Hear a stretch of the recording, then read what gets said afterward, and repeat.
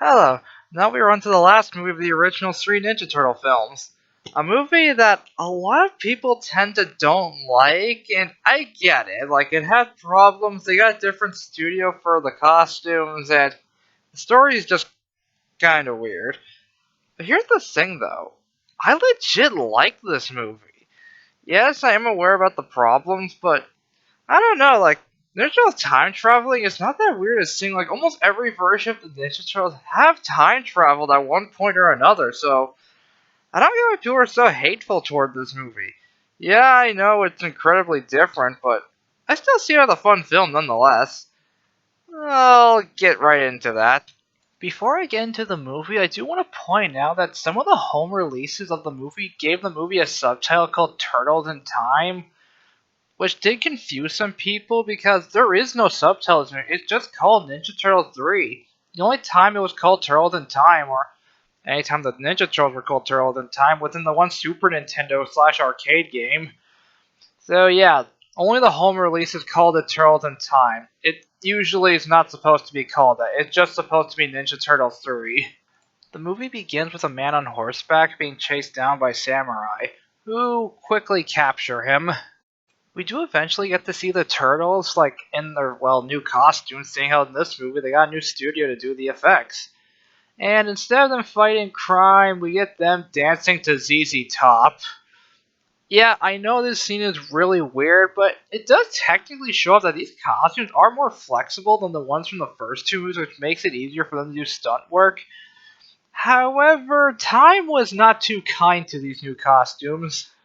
I say this because in recent years, one of the Leonardo costumes showed up in an auction, and yeah, it deteriorated really bad. I mean, just look at the face. And also in recent years, we got one of the Raphael costumes from the first two movies, and yeah, that one aged much better. Yeesh. Anyways, after their opening dance number, April comes in to give all the turtles gifts. Mostly because she's going to go on vacation and she wanted to give the turtles a little goodbye present before she heads out. One of the things she planned to give the Splinters is a weird ancient scepter, which even she can't identify. We then cut back to the past where we meet this samurai guy and a cowboy named Striker. I don't remember the samurai's name, but just a heads up, these are the new villains for the movie.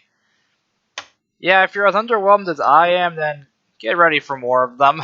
It is also around this time that we see that the item that April is going to give the Splinter existed in the past, which we then learn is called the Time Scepter, and let me just tell you a few things about this item.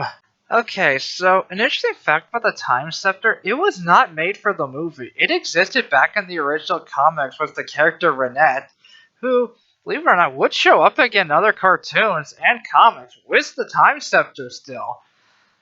I don't know, I thought that'd be a fun fact for people who only watched the movies who didn't know this. Anyway, back to the movie.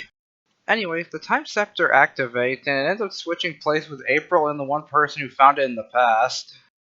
After that, Donatello studies the Time Scepter to see how it works, and we learn it has limited power, so the turtles have to go back and get April within a really short time span. It's also around this time that we get to see that Casey came back. Okay, so here's the thing about Casey in this movie. Yeah, it's cool to see him back again, but he's mostly relegated to babysitting all the historical people from the past. Kind of like the Bill and Ted movies, but not as funny.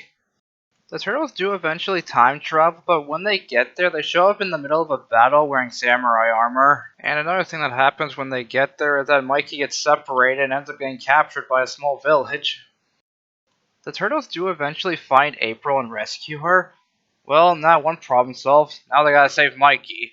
And during the rescue, it does lead to one joke which you either love or think is really stupid. Help, I'm a turtle and I can't get up.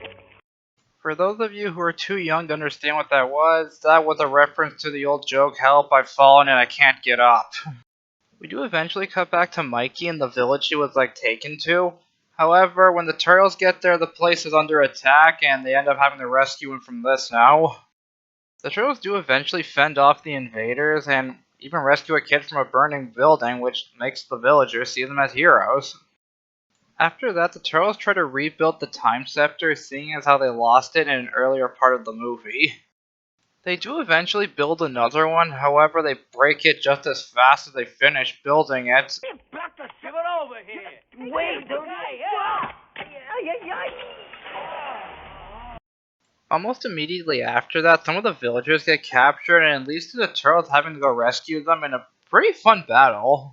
There's also around here where we don't really get to see Mikey use his weapons, but like I said in the last video, they did this just because in foreign countries they weren't allowed to show Mikey using his nunchucks. And we also finally get a one-on-one sword duel with Leonardo. It's a good fight too, especially given how he's in a really probably hard to move around in costume.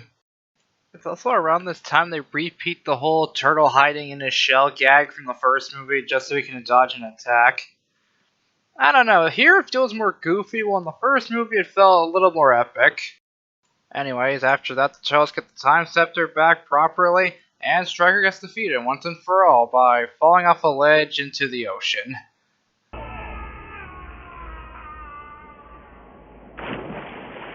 Now that that's done and over with, it's time for the turtles to return back home. But here's the thing.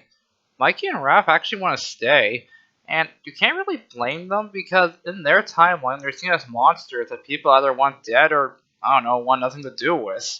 Well, here they're seen as heroes and they can actually interact with the villagers, and they do seem to like them. And you can't really blame them at all for what they want to do. They all eventually get back except for Mikey, which leads to a fake out with one of the time people like staying and taking the time scepter away right before Mikey switches with him at the last second. And with that, the movie ends with Mikey back home, the other people return back to their places in time, and Mikey looking back on everything wondering if he should be more responsible. But Splinter decides to put a lampshade over his head just to cheer Mikey up, just for fun. And with that, it ends with all the turtles having another dance number right as the credits roll. Okay, so that concludes my video on Ninja Turtles 3. And that pretty much ends the original Ninja Turtles trilogy from the 90s. Was there a fourth movie? No, but there was a live-action series which did continue the events of the show, or movie to be more accurate, and yeah, I know it's a weird show, especially seeing how they added a fifth female turtle, but I don't know, it's goofy as hell, and if you like that type of stuff, I think you'll like that show. But in terms of the movies, this was where it ended in the 90s. And for a long time, that was the end of Ninja Turtle movies. There wasn't anything new. The original cartoon ended, no one knew about Next Mutation. It was just that.